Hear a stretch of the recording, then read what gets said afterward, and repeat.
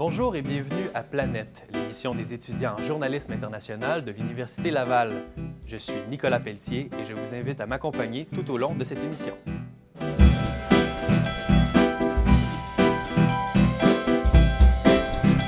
Planète. Planète.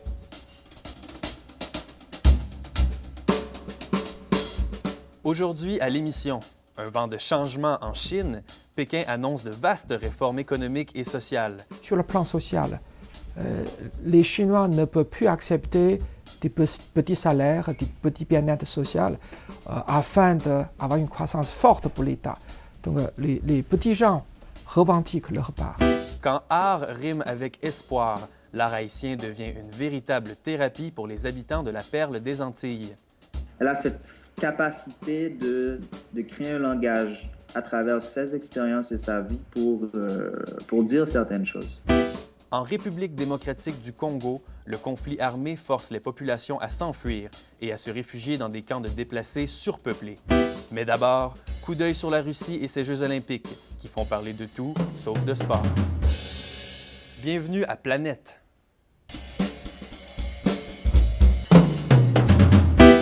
Les Jeux olympiques d'hiver s'ouvriront le 7 février prochain à Sotchi, en Russie. Mais à l'approche de cet événement, ce ne sont pas les sportifs qui retiennent l'attention, mais bien les violations des droits humains dans ce pays.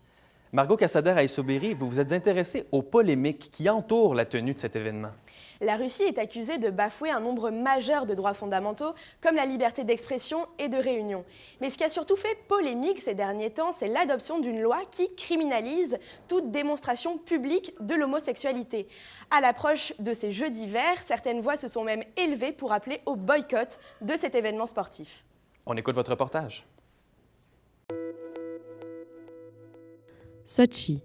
Cette ancienne station balnéaire de l'époque soviétique sur les bords de la mer Noire accueillera les 22e Jeux olympiques d'hiver du 7 au 23 février prochain. Avec un budget de près de 52 milliards de dollars, ce sont les Jeux les plus coûteux de l'histoire. Mais la préparation de cet événement est entourée de scandales à répétition. En cause, les nombreuses violations des droits humains commises dans ce pays. Béatrice Vaugrant, directrice générale d'Amnesty International Canada francophone, insiste sur la gravité de la situation en Russie. Ce qui se passe ici est grave pour la société civile. On parle d'êtres humains qui sont enfermés, qui sont torturés, qui sont discriminés parce qu'ils sont gays, parce qu'ils s'occupent d'une ONG, parce qu'ils font une manifestation. C'est des événements graves qui se passent en Russie. Alors que les yeux du monde entier sont braqués sur la Russie, les ONG montent au créneau pour dénoncer la politique peu démocratique de Vladimir Poutine. Pour Amnesty International, il semble nécessaire d'informer les participants aux Jeux olympiques. Nous, notre objectif, c'est que toutes les parties prenantes aient conscience des enjeux qui se passent. Donc oui, s'il y a une attention médiatique qui se passe lors d'un grand événement sportif, c'est jamais les méthodes d'Amnesty de perturber quelque événement que ce soit, mais oui, c'est notre devoir d'informer clairement. Le Comité olympique canadien n'a pas voulu répondre à nos questions au sujet d'un éventuel boycott des Jeux olympiques. Mais l'organisme dit s'opposer à toute forme de discrimination. Le Comité olympique canadien a indiqué qu'il continuera à travailler pour assurer que les Jeux se déroulent sans discrimination envers les athlètes, les délégations, les spectateurs et les médias. La Québécoise Audrey Robichaud a participé aux Jeux de Turin en 2006. En passe de se qualifier pour Sotchi en ski à bosse, elle se dit concernée par les polémiques en Russie, mais préfère se concentrer d'abord sur sa compétition. Pour elle, le boycott n'est pas la solution. Moi, en tant qu'athlète, ça fait 4 ans, je veux dire 8 ans que j'attends pour d'avoir ma deuxième chance pour les Jeux olympiques, en ayant manqué les Olympiques de Vancouver. Pour moi, je pense pas que c'est une possibilité pour moi de manquer ma chance d'aller aux Olympiques. C'est quelque chose qui arrive aux 4 ans. Pour moi, ça fait 8 ans que j'attends. Je ne sais pas si je vais avoir la chance encore d'y retourner. Donc, pour moi, c'est pas une possibilité, je pense. La skieuse déplore une certaine récupération politique de cet événement sportif. C'est sûr que les Jeux olympiques, pour nous, c'est une festivité. Tu sais. Ça dure 2 semaines. Les meilleurs au monde se rejoignent là pour compétitionner. Parce qu'en fait, les Jeux olympiques, c'est ça. C'est pas la politique.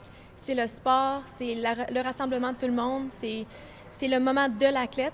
Donc, je pense que devrait garder un focus un peu plus sur l'aspect sport des Jeux olympiques. Selon Amnesty International, le CIO devrait intégrer des critères de respect des droits humains pour sélectionner les pays hôtes des Jeux olympiques. Je sais du sport, il faut que ça le reste, mais il ne faut pas ignorer ce qui se passe dans ces pays-là. Et on ne peut plus être étanche, c'est fini ce temps-là. Je crois que les gens maintenant, les sociétés civiles aussi, des pays où ça s'organise, ont besoin d'avoir des comptes, ont besoin d'avoir justice, et ce serait leur rendre hommage que de ne pas ignorer ce qui se passe, et puis de aussi essayer de dire que dans cette charte-là, devrait y avoir un enjeu de droits humains bien plus important. Si la devise des Jeux est plus vite, plus haut, plus fort, faudrait-il lui ajouter un critère de respect des droits humains ?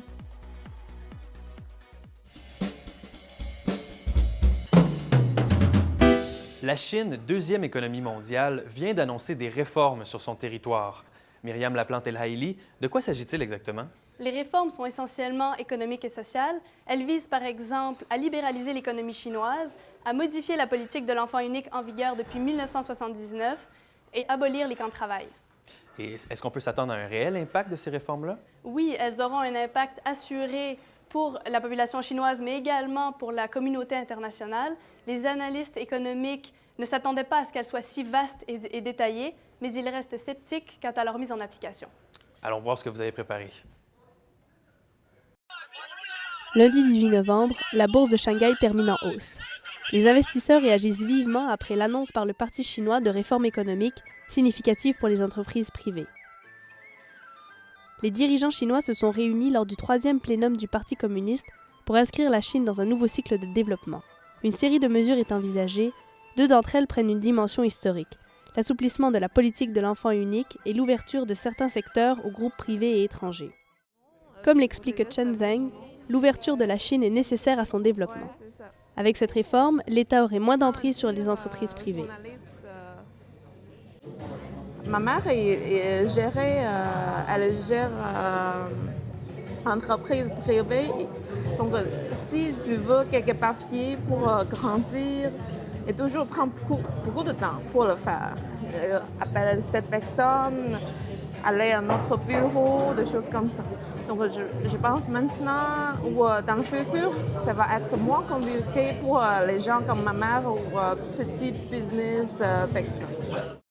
En 2013, les revendications se font de plus en plus entendre. Une tension monte en Chine entre le gouvernement et les citoyens, entre les nouveaux riches et les nouveaux pauvres. Et aussi sur le plan social, les Chinois ne peuvent plus accepter des petits salaires, des petits bien-être social afin d'avoir une croissance forte pour l'État. Donc les petits gens revendiquent leur part. L'ouverture des marchés en Chine peut être une bonne chose pour l'économie canadienne. Le marché local au Canada est limité. Donc si la Chine peut acheter davantage notre produit grâce à leur croissance, je pense que c'est une bonne chose, n'est-ce pas? Ce constat est à nuancer. La Chine peut devenir un compétiteur si ses entreprises sont performantes. Il est alors important de chercher une complémentarité et un partenariat avec la Chine. Si on fait certaines choses, les autres font d'autres choses. Si on se concentre dans le domaine où nous sommes meilleurs, ça pourrait être gagnant-gagnant. Donc gagnant plus gagnant nous permet d'avoir des synergies. Donc ce n'est plus 1 plus 1 égale 2, ça peut être 1 plus 1 égale 100. Le commerce international va grandir beaucoup dans les prochaines années. C'est comme il vient de terminer une exposition du bois, vient de Québec. C'est le gouvernement québécois a travaillé avec le gouvernement de Shanghai pour faire une exposition ensemble, pour faire la promotion du bois de Québec. C'est ça.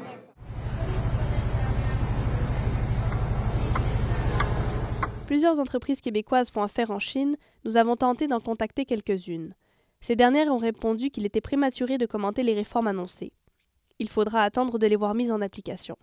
Si ces réformes semblent en théorie ambitieuses et prometteuses pour l'avenir de la Chine, leur mise en œuvre reste à prouver.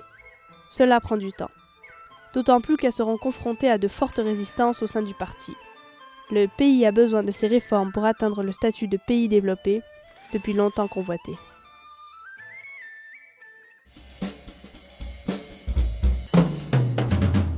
Le gouvernement socialiste français vient de déposer un projet de loi visant à lutter contre le commerce du corps. Il souhaite ainsi incriminer davantage les clients de la prostitution. Pour en discuter, le journaliste Jean-Michel Poirier rencontre une intervenante en travail social. Je suis sur le plateau avec Maryse Gaudet-Lebrun, intervenante et responsable du volet jeunesse à la Maison de Marthe, un organisme qui vient en aide aux femmes prostituées à Québec. Bonjour, Mme Gaudet-Lebrun. Bonjour. Tout d'abord, la France a proposé un projet de loi pour criminaliser les clients de la prostitution et non pas les femmes prostituées. En quoi cette mesure peut-elle être bénéfique ou non pour contrer la prostitution? Eh bien, en criminalisant les clients, il y a 3 acteurs dans la prostitution, hein, donc la femme qui se prostitue, le proxénète et puis le client consommateur. Et lorsqu'on criminalise les clients plutôt que les femmes, on s'attaque à la demande. Donc, on connaît toutes les lois du capitalisme sauvage qui fait en sorte que tout se vend, même les êtres humains. Et quand on s'attaque à la demande, il y a moins d'offres. Automatiquement, je n'irai pas partir un Tim Hortons où il n'y a personne qui boit du café. Donc, c'est un peu la même chose là, pour la prostitution. Le débat fait rage en France, mais ici aussi au Canada, on en a parlé. Quelle est la situation actuelle au Canada? En ce moment, au Canada, il y a eu...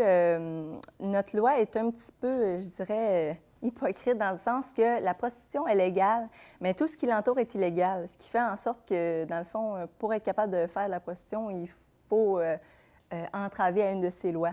Et en ce moment, les clients ne sont pas criminalisés, mais les femmes le sont. Et si on regarde encore les 3 acteurs dans la prostitution, ceux qui ont vraiment le choix dans les 3 acteurs, ce sont vraiment les clients consommateurs. Les femmes, souvent, vont le faire, que ce soit pour la survie, que ce soit pour une ascension sociale, ce qui est totalement impensable qu'une femme doit se prostituer pour arriver à une ascension sociale. Mais pourtant, c'est possible dans notre société, malheureusement, parce que c'est trop facile d'accès. La Maison de Marthe accueille les femmes qui veulent se sortir de la prostitution. Vous qui voyez la situation au quotidien, quelle est la position de l'organisme? Nous, c'est certain qu'on a une position abolitionniste, donc qui va dans le même sens que le projet de loi qui est en France présentement, qui a été déposé. Donc, on souhaiterait décriminaliser la femme qui est un des acteurs dans la prostitution qui n'est pas nécessairement là par choix. Plusieurs modèles de gestion de la prostitution sont utilisés à travers le monde. On parle de criminalisation complète, de légalisation complète ou du modèle abolitionniste, comme vous avez mentionné. Selon vous, lequel est préférable? Je me suis posé la question longtemps aussi. Avant, pour moi, c'était... je voulais voir quel système serait le meilleur pour protéger les femmes, pour leur bien-être, dans le fond, peu importe ce que ça allait être.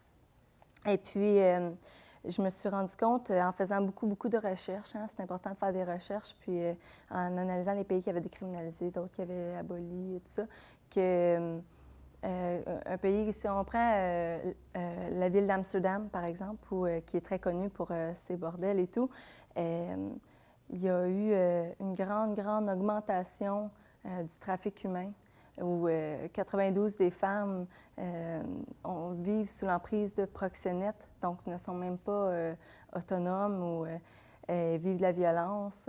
91 sont de nationalité étrangère. Beaucoup de traite des personnes. Et puis, la violence qui s'ensuit aussi. Donc, il y a vraiment un phénomène d'augmentation de la prostitution, augmentation de la violence qui est endémique. Et puis, pour moi, c'est clair qu'en voyant ces résultats-là, je ne peux pas penser que notre société devrait opter pour une légalisation parce qu'en fait, c'est comme une façade légale au crime organisé. Ce qui est vraiment le cas. Le maire d'Amsterdam a même fermé la moitié, l'ancien maire d'Amsterdam, M. Cohen, il a même fermé la moitié des maisons closes à l'époque où il était là, disant qu'on ne peut pas contrôler le crime organisé. Tant qu'on ne diminue pas la prostitution, on ne diminuera pas la traite humaine. Madame Gaudet-Lebrun, merci. Merci à vous. Je rappelle que je suis avec Maryse Gaudet-Lebrun, intervenante à la Maison de Marthe, un centre de jour pour les femmes qui désirent sortir de la prostitution ici même à Québec.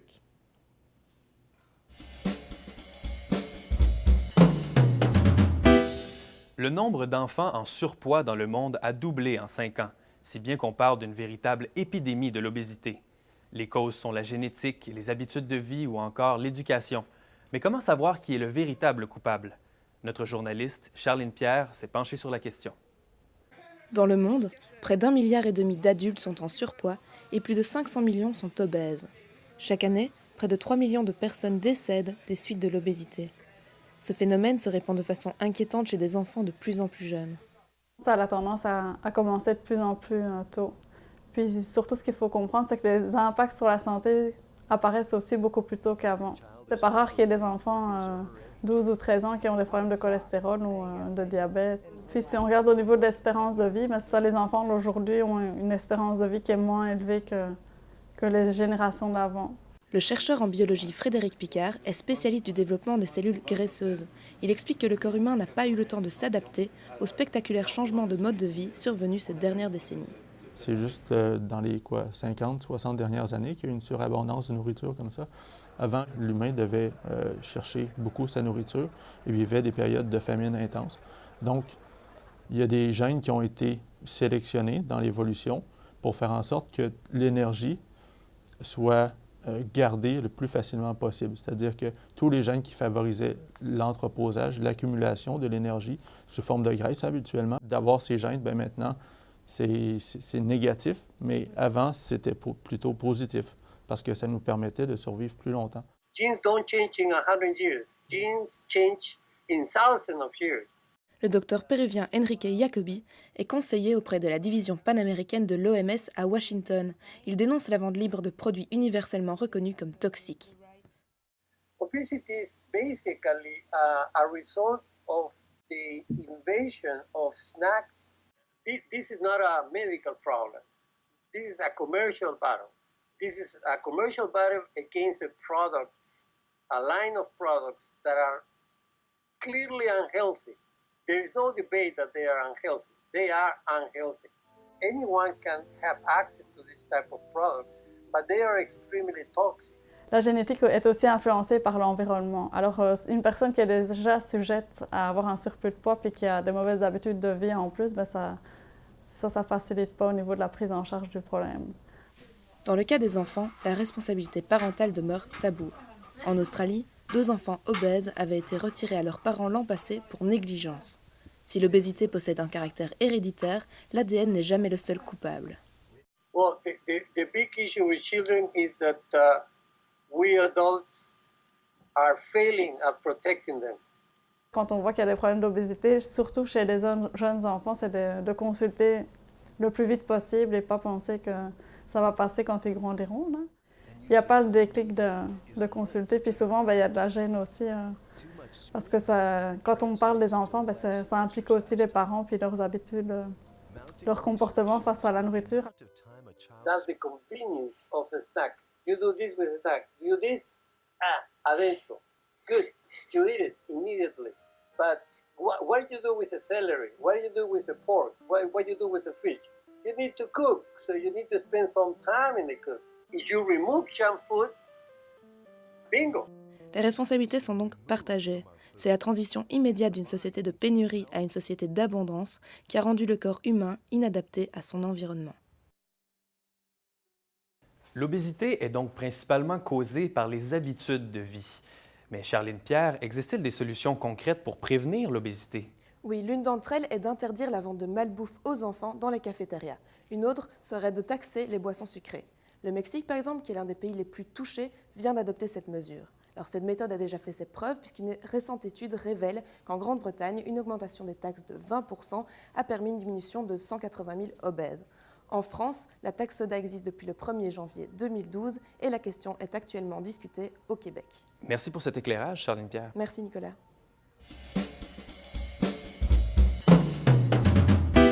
En 2010, Haïti a été victime d'un tremblement de terre. Encore aujourd'hui, le pays est en reconstruction et Marc-Antoine Paquin, pour surmonter cette épreuve, certains Haïtiens se tournent vers l'art. Effectivement, Nicolas, on le sait, l'art peut être une forme de thérapie. Et ce qui est particulier avec l'art haïtien, c'est la possible présence du vaudou. Et là, vaudou, j'imagine que vous ne nous parlez pas de ces poupées qu'on pique avec des aiguilles. Non, en fait, la sorcellerie est un mythe créé par Hollywood. Le vrai vaudou est une religion qui vénère certains dieux et forces invisibles.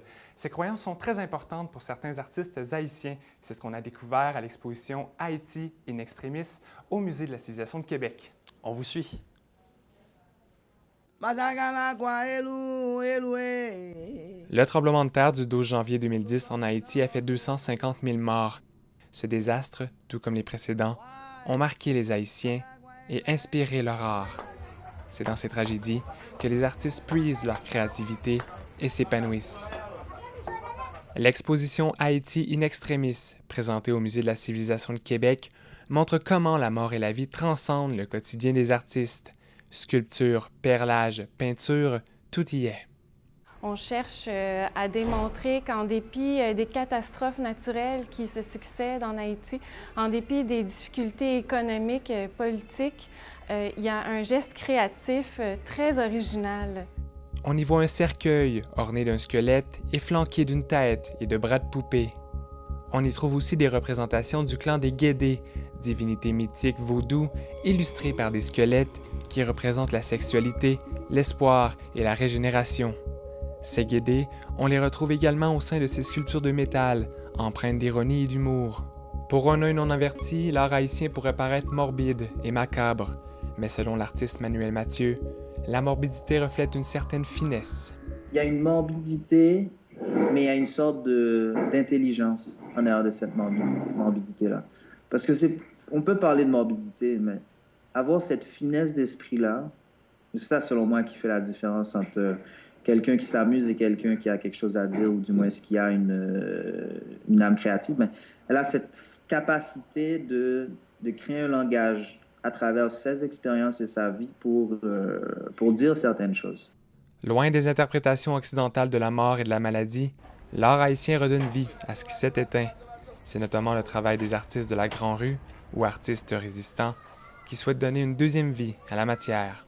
Sa récupération, je dis, moi, il est bon pour plus inspiration. Matériel, il fin utilisé, il jeté, moi équipé, moi recyclé, il fait autour de œuvre d'art et puis qui permet tout l'air là, il pas polluer l'air là. Là mon nan mourir, m'prend cerveau, m'prend tête li, m'prend col, m'fait revivre encore. M'prend tête moi, m'fait pièce avec lui, m'fait revivre encore. L'humour et la dérision sont très significatifs dans l'art haïtien. Ils ont pour volonté de briser les clichés qui entourent leur société. Manuel Mathieu a créé Spooky, un personnage qui se moque du mythe de la poupée vaudou. J'ai décidé d'aller avec le stéréotype du vaudou, puis c'était quoi? C'était la poupée vaudou, c'était, je sais pas moi, des histoires de rites ou bien en fait, des histoires qui ne sont pas nécessairement fondées. Ce que je veux mettre de l'avant, c'est l'exagération, ou du moins la dérision qu'il y a à travers ce stéréotype-là.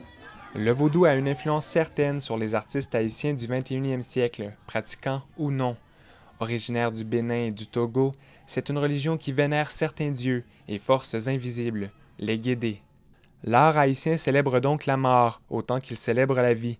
Il la rend joyeuse, colorée, pailletée et surtout salvatrice. Haïti ne se résume pas au drame qui la touche. Elle est aussi le berceau d'une incroyable créativité.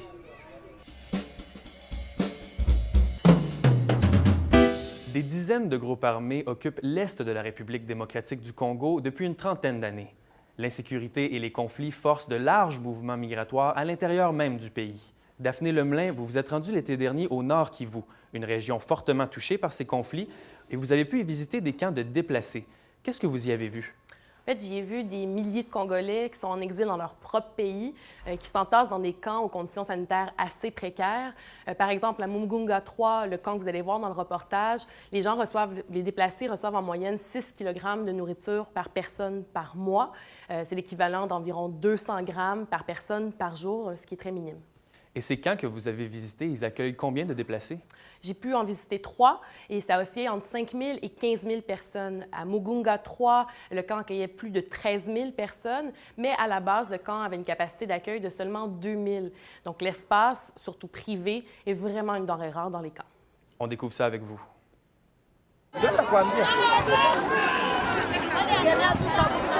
Des milliers de familles déplacées et des tentes à perte de vue. C'est la première chose qui coupe le souffle à Mugunga 3, le plus grand camp de déplacés de l'Est de la République démocratique du Congo. c'est difficile d'entrer ici. Vous allez vous courber comme nous. La deuxième chose qui coupe le souffle, c'est la chaleur suffocante de ces tentes d'appoint où s'entassent des familles nombreuses. Il y a 4 personnes ici, des enfants et des adultes.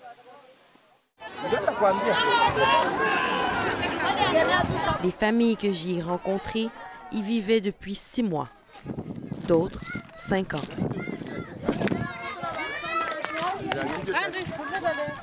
Mais sans éducation, sans travail, on y élève une génération perdue. Des enfants déracinés, parfois nés dans ces camps. Des enfants au regard d'adultes. Dans les collines de Massissi, à quelques heures de route chaoteuse de Goma, je rencontre encore d'autres enfants. Malgré les privations, ils restent émerveillés, intrigués par les Blancs qu'ils rencontrent, les Muzungu.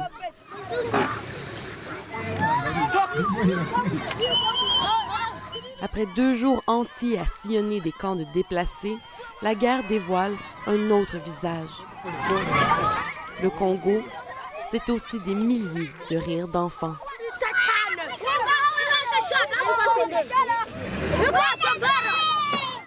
C'est déjà tout pour aujourd'hui. En attendant la prochaine édition de Planète, je vous invite à aller revoir les émissions et découvrir les inédits sur le blog et via la page Facebook. Merci d'avoir été des nôtres. Bonne semaine.